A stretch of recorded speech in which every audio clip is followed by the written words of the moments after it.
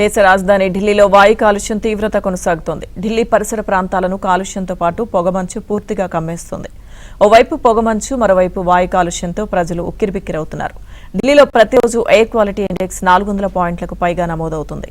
ప్రమాదకర స్థాయికి చేరిన వాయు కాలుష్యాన్ని నియంత్రించేందుకు ఢిల్లీ ప్రభుత్వం కఠిన చర్యలకు ఉపక్రమించినప్పటికీ ఫలితం కనిపించడం లేదు.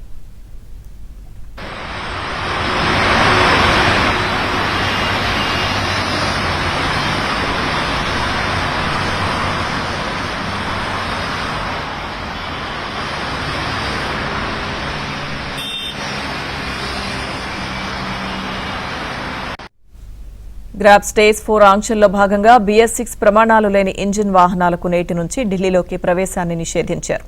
Pollution under control PUC certificate లేని వాహనాలకు పెట్రోల్ బంకుల్లో ఇంధనం నింపవద్దని స్పష్టమైన ఆదేశాలు జారీ చేసింది. పెట్రోల్ బంకుల వద్ద PUC నిబంధనను పర్యవేక్షించేందుకు రవాణా, మున్సిపల్, ఆహార శాఖల అధికారులను నియమించారు.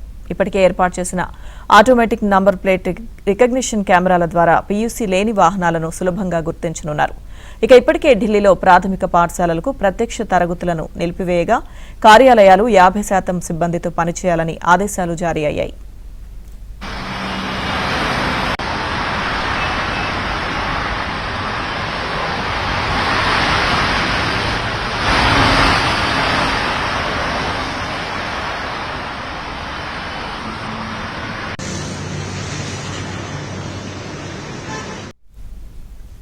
అటు యూపీ, పంజాబ్, హర్యానా, మధ్యప్రదేశ్లను సైతం పొగమంచు కమ్మేసింది. చలి తీవ్రత పెరగడంతో ఢిల్లీ, యూపీ, పంజాబ్, ఉత్తరాఖండ్లో అధికారులు ఆరెంజ్ అలర్ట్ జారీ చేశారు. ఢిల్లీ ఎయిర్పోర్ట్లో 700కు పైగా విమానాలకు అంతరాయం ఏర్పడింది.